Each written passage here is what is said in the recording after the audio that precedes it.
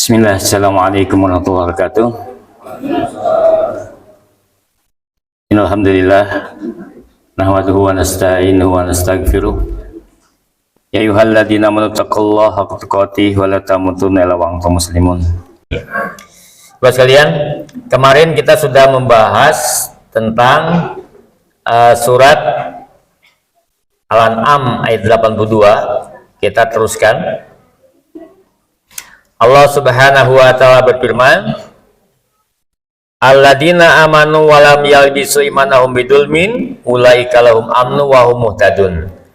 Yang dimaksud kemarin dari ayat ini, para sahabat ketika turun ayat ini, para sahabat ini kan semuanya protes kepada Rasulullah SAW, sebab para sahabat sebelum masuk Islam, dia ini adalah orang-orang yang jahiliyah, orang-orang yang sering melakukan perzinahan, pembunuhan, ya, dan memakan makanan haram. Maka ketika kalimat ini paham sekali, yang namanya turun ayat ini para sahabat paham, tetapi salah memaknai dari kalimat ini. Kata Allah Subhanahu wa taala, alladzina amanu, yaitu orang-orang yang beriman, walam yalbisu imanahum, yang tidak mencampurkan keimanan mereka dengan kezaliman, ulaika lahum amnu, maka mereka akan amnu, aman, ya, wahum muhtadun, dan mereka mendapatkan petunjuk. Kemarin sudah jelaskan ketika faqala Ibnu Katsir di ayat yang dimaksud yang barusan, yang dimaksud dengan alladzina amanu wa lam yalbisu imanahum adalah ikhlasun ibadatullah wahdah. Kata Ibnu Katsir, dia harus betul-betul ikhlas beribadah hanya kepada Allah saja, tidak kepada yang lainnya. Yang lain mengatakan bahwa yang dimaksud dengan alladzina amanu wa lam yalbisu imanahum bidzulmin ulaika lahum amnu, aman itu aman dia dari azab api neraka, azab dari siksa api neraka, wahum muhtadun, dan mereka mendapatkan petunjuk di dunia. Ada bimbingan dari Allah Subhanahu wa taala bagi yang beriman, yang tidak mencampur adukan antara keimanan dengan kezaliman. Zalim yang dimaksud tadi apa? Asyirik, syirik kepada Allah. Kemarin sudah dikupas bahwa ketika para sahabat ini protes, ternyata salah mengartikan yang dimaksud bidulmin, alladzina amanu wa lam yalbisu imanahum bidulmin ulaika lahum amnu wa hum muhtadun. Ketika mereka melakukan zalim, yang dimaksud zaliman yang mereka maksud adalah membunuh, kemudian berzina, memakan makanan haram. Nah, ini salah paham para sahabat. Maka kata Rasulullah SAW, laisa bidalikum alam tasma'u ila qaul Luqman, bukan itu yang kalian maksud. Bukankah kalian semua sudah mendengar bagaimana Luqman ya memberikan nasihat kepada anaknya, ya bunaya la tusyrik billah inna syirka ladzulmun adzim. Wahai anakku, janganlah engkau berbuat syirik kepada Allah, sehingga kesyirikan itu perbuatan yang zalim yang besar, kezaliman yang sangat besar. Jadi yang maksud ayat ini adalah mencampur adukan antara keimanan dengan kesyirikan. Baik, Ibu sekalian, ini kemarin kita masuk di situ. Yang berbahaya pula bahwa yang namanya kesyirikan itu adalah menghancurkan seluruh ibadah-ibadah yang telah kita lakukan. Barang siapa yang mencampur adukan ibadah kita dengan kemusyrikan, maka seluruh amal ibadah kita hangus, tidak tersisa. Layah batona amaluka, maka hancur seluruh amal perbuatan kita. Ini yang harus kita waspadai dengan perbuatan syirik. Yang kedua, di samping syirik juga ada sesuatu yang harus kita waspadai. Ibu sekalian, kita bersyukur bahwa kita ini tegak di atas sunnah. Kita ini adalah sudah memahami tentang sunnah. Ya, kita harus bisa membedakan ketika semua orang mengatakan saya seorang muslim. Kalau orang muslim harus berpegang kepada Quran Sunnah, memegang Quran dan hadis. Kata Syekh Nasrul Albani, apabila seseorang mengatakan saya beragama Islam dan saya paham, saya berpegang teguh kepada Quran dan Sunnah, tidak cukup, kata Syekh Abdul Rahman Syekh Nasrul Albani, bifahmiman, dengan pemahaman siapa? Kalau pemahaman itu tidak merujuk kepada para sahabat, maka batil. Kata Syekh Muhammad Nasruddin, barang siapa kalau dia mengatakan saya Muslim berpegang teguh pada Quran Sunnah dengan pemahaman as-salafus saleh, sahih kata beliau, maka sahih, benar, lurus itu. Nah, Bapak sekalian,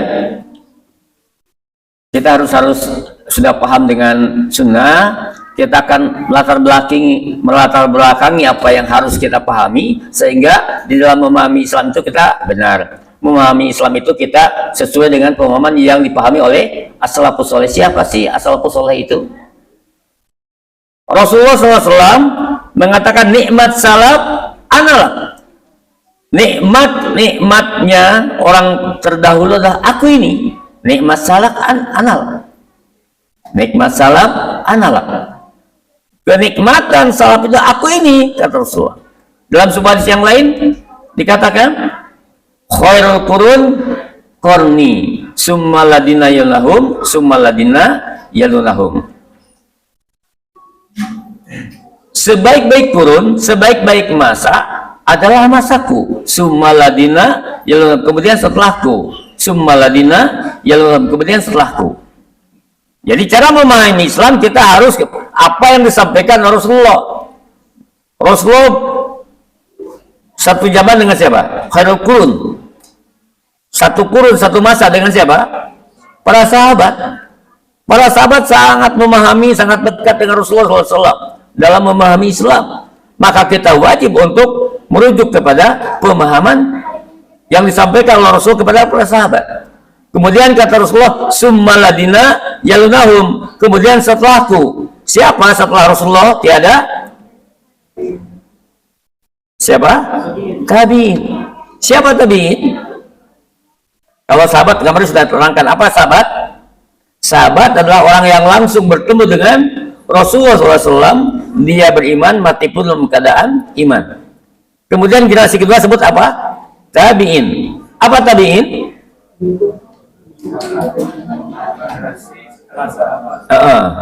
Definisinya gimana? Tabi'in adalah orang yang bertemu langsung dengan para sahabat, tidak bertemu dengan Rasulullah SAW. Dia beriman, mati pun dalam keadaan iman. Kemudian summaladina yalunahum, kemudian setelahku. Siapa setelah tabi'in? Tabi'in, pengikut tabi'in. Siapa dia? Orang yang bertemu dengan tabi'in, tidak bertemu dengan sahabat, apalagi dengan Rasulullah SAW. Dia beriman, mati pun dalam keadaan iman.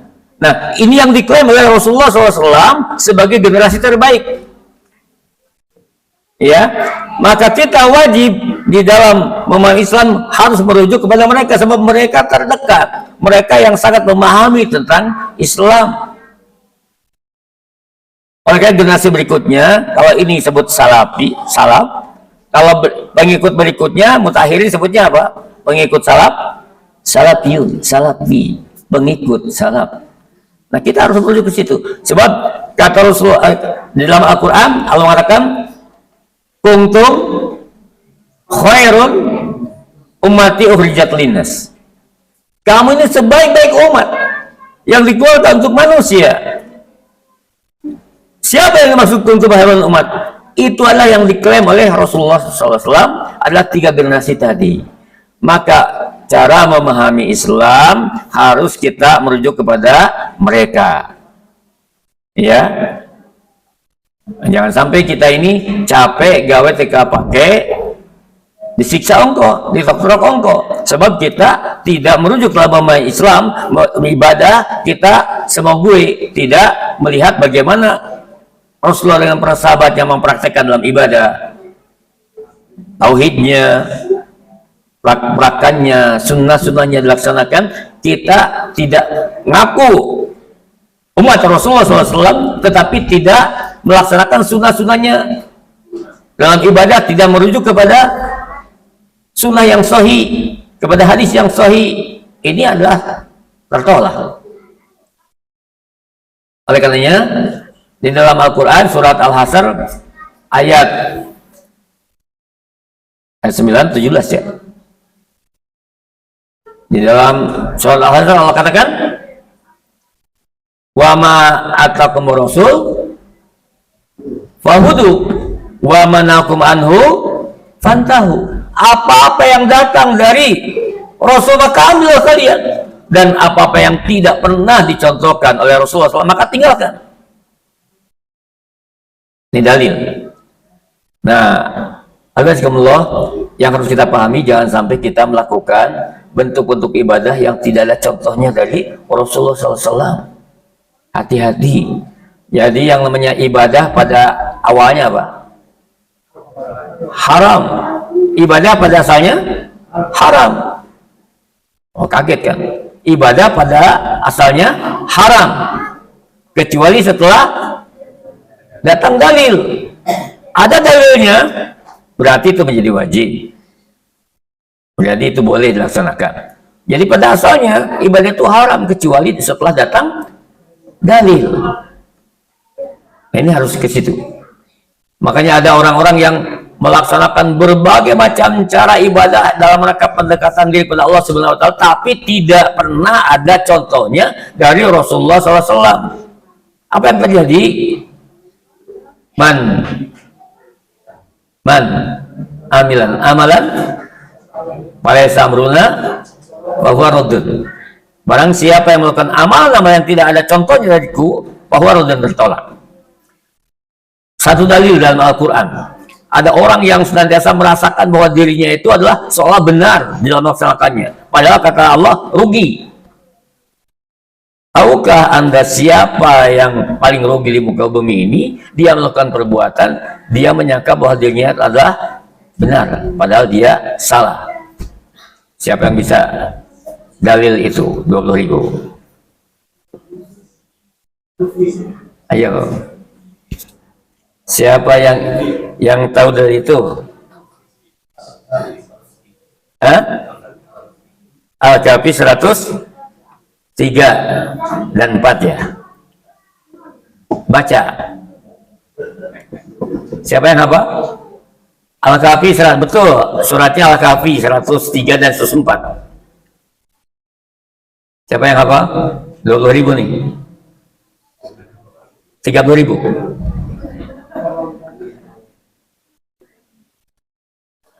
Pemutakin? Enggak apa? Kan dibaca tiap malam Jumat sekarang nih. Ibu-ibu yang hafal, Bu? Al-Kahfi ayat 103, 104. Kul hal. Siapa yang melanjutkan? Kul hal. Pak Haji Ahrom?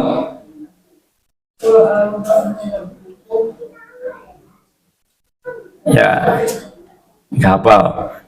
Kul hal nunabbi'ukum bi'asarina a'mala. Siapa mereka? Alladzina dhalla sa'yuhum fil hayati dunya wa hum yahsabuna annahum yuhsinuna sun'a. Kata Allah, katakanlah Muhammad, apakah perlu kami beritahukan kepadamu tentang orang yang paling rugi perbuatannya? Siapa mereka? Alladzina dhalla, yaitu orang-orang yang sia-sia perbuatannya fil hayati dunia, di dalam kehidupan dunianya. Wahum yasabuna annahum yuhsinuna sun'a. Mereka menyangka yang dia lakukan itu, yang dia perbuat itu adalah perbuatan yang baik. yang hasan. Padahal kenyataan tidak ada contohnya dari Rasulullah SAW. Nah, ini harus hati-hati, ya. Jadi jangan sampai kita melakukan ibadah sebanyak-banyaknya ibadah, tetapi tidak dicontohkan, tidak ada satu dalil pun. Bahkan mungkin saja pakai dalil-dalil yang dhaif hadisnya, yang maudhu, misalkan yang palsu, banyak terjadi. Maka ini harus hati-hati. Jadi ibadah kita ini, segala macam bentuk ibadah harus berdasarkan kepada dalil yang sahih, yang rajih, yang kuat, baik itu Quran ataupun hadis yang rajih, yang kuat. Jangan sampai kita melakukan sesuatu yang dikatakan itu baik padahal sesungguhnya tidak ada contohnya. Maka alangkah mengerikannya, sangat ngeri sekali apabila para ulama mengatakan iblis itu lebih senang kepada siapa? Iblis itu lebih senang kepada ahlul bid'ah daripada ahlul maksiat. Ahlul maksiat mah pasti bakal tobat. Sebab orang akan, siapa yang mengatakan minuman keras itu baik? Siapa yang menyangka bahwa berzina itu adalah baik? Siapa yang menyangka bahwa merampok itu, maling itu, mencopet itu adalah baik? Semuanya menyatakan, agama manapun mengatakan bahwa perbuatan itu perbuatan jahat, perbuatan tidak baik. Maka suatu saat dia akan tobat dari perbuatan ini. Tapi orang yang melakukan perbuatan bid'ah, dia menyangka bahwa yang dilakukan itu benar dan susah untuk tobatnya. Nah, oleh karena Allah, yang pertama yang harus kita waspadai, hati-hati. Ibadah kita jangan, keimanan kita jangan dicampurkan dengan perbuatan syirik. Yang kedua, jangan sampai ibadah kita ada unsur-unsur yang tidak ada contohnya dari Rasulullah SAW kita lakukan, yang disebut dengan bahasa kerennya bid'ah. Ini hati-hati, sebab ini yang akan juga menghancurkan, yang merusak ibadah kita. Capek gawe teka pakai ditokrok ongkoh, nauzubillahi min dzalik. Baik, jadi dua hal yang harus kita waspadai yang dalam kesempatan ini. Yang pertama, hati-hati dengan perbuatan syirik. Yang kedua, perbuatan bid'ah. Ini yang berbahaya, yang menghancurkan ibadah kita. Sudah semangat lagi? Ibu-ibu semangat dah kita ngobrol, selama ibu-ibu ngobrol. Ya Bu ya, nawan gitu Bu. Daripada tidur sering ngobrol, jadi gandeng. Baik, mohon maaf atas segala kekurangan, mudah-mudahan bermanfaat. Istirahat terawih ini kita lanjutkan terawih kita ini, mudah-mudahan tidak panjang surat-suratnya. Ya, subhanakallahumma rabbana wa bihamdika asyhadu an la ilaha illa anta astaghfiruka wa atubu ilaik. Wa assalamualaikum warahmatullahi wabarakatuh.